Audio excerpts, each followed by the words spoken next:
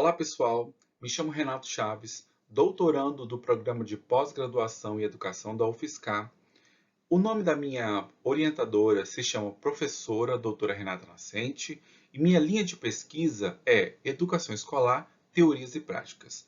E hoje eu estou aqui para poder apresentar para vocês o resumo do livro O Sistema das Sociedades Modernas de Talcott Parsons. Bem, para a gente poder começar, eu vou falar um pouco desse livro que está dividido em 8 capítulos. Ele vai fazer uma introdução, depois ele traz teorias, interessantes, com base nos autores que eu vou colocar aqui. E no final ele fecha com a conclusão. Eu achei bem legal, porque esse livro está de acordo com uma dimensão epistemológica que eu gosto muito, que é a dimensão funcionalista. Bem, vou falar um pouco do autor, né? Parsons, ele viveu de 1902 até 1979. Foi seguramente o sociólogo norte-americano mais conhecido em todo o mundo. Trabalhou em Harvard de 1927 até 1973 e ele teve aí como destaque duas obras principais, né? Além de muitas contribuições: a estrutura da ação social e o sistema social. Bom, então Paxson trouxe essas teorias e aí ele publicou esse livro, que é uma obra completa, né? O livro se chama O Sistema das Sociedades Modernas. Ele completa um trabalho anterior, que ele já vinha escrevendo, chamado Sociedades, Perspectivas Evolutivas e Comparativas, mas a minha escolha foi exclusivamente por esse livro. Essa obra representa uma das mais valiosas, significativas contribuições para a compreensão do desenvolvimento das sociedades e das origens até os nossos dias, né? E eu achei interessante porque ele já começa ali no livro, nas partes iniciais, fazendo indagações. Não? Como foi, né, que o mundo social e político chegou a ter essa fisionomia atual e quais são as suas perspectivas de desenvolvimento e evolução? Parson ele fez toda uma avaliação do material de Weber, né? Então, depois ele examinou a evolução da sociedade com base no que Weber tinha comentado e ele destacou pontos bem interessantes aqui que eu vou colocar para vocês. Falou um pouco de cultura, de religião e falou de condições econômicas, né? Bom, esse livro ele é bem interessante, ele é provocante, ele é polêmico e certamente vai despertar em você aí o desejo de ler, porque eu gostei muito da obra. Ele já começa a falar ali no início, né, da obra, falando da importância das sociedades e coloca isso em plural. Por quê? Porque ele destaca as sociedades como sistemas sociais. E aí, né, como o Parson ele tem essa defesa, né, de um sistema e como esse sistema interage, ele é independente, interdependente, porque ele se interage com o outro, ele já traz isso no início do livro. E aí ele vai trazer fatores de tensão e conflito, que justamente fala da sociedade. Ele começou a fazer uma avaliação ali, logo na introdução do livro, no primeiro capítulo, onde ele menciona ali o Ocidente. E aí ele pega ali a Europa, metade ocidental ali do Império Romano, até o norte do Mediterrâneo, e ele chama todo aquele território ali de Sociedade da Cristandade Ocidental. E aí, né, ele vai chamar tudo isso que eu comentei aqui do sistema das sociedades modernas. Ele teve como base aí esses autores, Hegel, onde definiu ali marcos teóricos importantes, né? Weber, como eu comentei aqui, e Marx também. Né? Ele pôde pegar um pouco do que Marx também colocou como teoria. No segundo capítulo, eu achei extremamente interessante porque Parson ele traz aí os subsistemas, né? De uma forma geral, tem o sistema mais geral da ação, como eu comentei anteriormente, e como esses subsistemas eles têm ali funções primárias importantes. Então ele fala na questão social que o sistema tem a função social tem uma integração. Ele fala que a cultura e a mudança dela traz uma manutenção de padrão.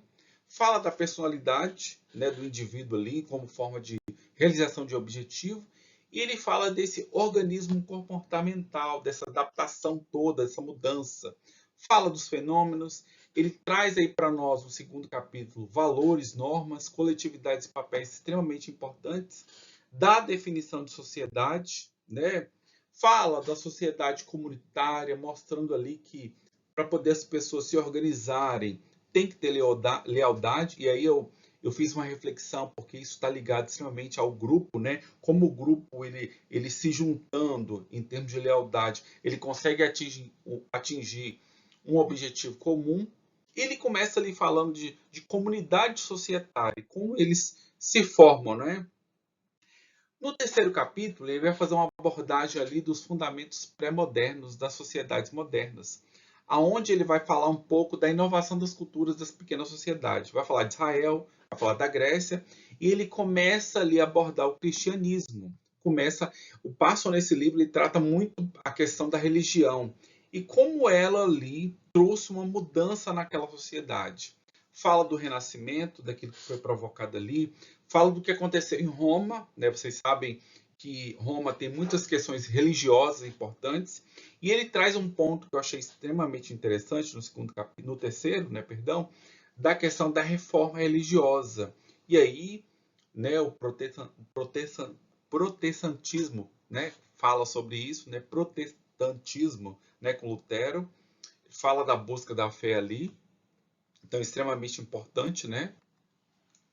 E aí, ele vai caminhando para o quarto capítulo, mostrando a importância da cristalização do sistema moderno. O que é isso, né? Conforme eu mencionei aqui, a religião foi muito forte. E a presença do cristianismo ali, de todo esse conceito de Cristo, da Trindade, foi uma inovação ali, foi uma forma de poder trazer algo novo para a sociedade durante o tempo ali. Naquele período, né, conforme eu coloquei aqui, muito foi se falado e houve uma força da religião muito grande para poder encaminhar a sociedade ali para um rumo. Houve mudanças ali em três países importantes, né, que eu destaco aqui, na Inglaterra, na França e na Holanda. E aí, no quinto capítulo, ele fala de uma abordagem diferenciada, ele fala da Revolução Industrial. Com tudo isso acontecendo lá na Grã-Bretanha, né, e a segunda que aconteceu na França. Ele fala que houve uma tendência ativista de valor, grandes aumentos de produtividade econômica. A chave estrutural para a Revolução Industrial é a extensão do sistema de mercado, então começa a economia ali com mais força, né? E o governo e a economia são interdependentes, a qual inclui o intercâmbio de dinheiro e poder no sistema. Então, vê religião e depois vê a economia. Nesse período também, houve ali a questão muito forte da Revolução Democrática. Eles entenderam que, em termos de sociedade, se eu estava ali vivendo em grupo, começou-se a falar de igualdade de participação. Então, é bem interessante. E nessa igualdade de participação, destaco aí a questão da universalidade do eleitorado, né, que foi bem importante na questão de votar ali, do voto, né. Bom, no sexto capítulo, ele traz aí contribuições importantes da nova sociedade. Então veio religião, veio igualdade, como eu comentei, foi vindo uma evolução, e eles viram que tem pontos importantes ali. A língua é um ponto importante. Houve um destaque na educação, com a questão da filosofia, das ciências naturais, das ciências sociais, e aí começa a aparecer o ensino superior. O ensino superior, a educação de uma forma muito seletiva ainda, começa a ter força ali. Então ele mostra mais um avanço dessa sociedade.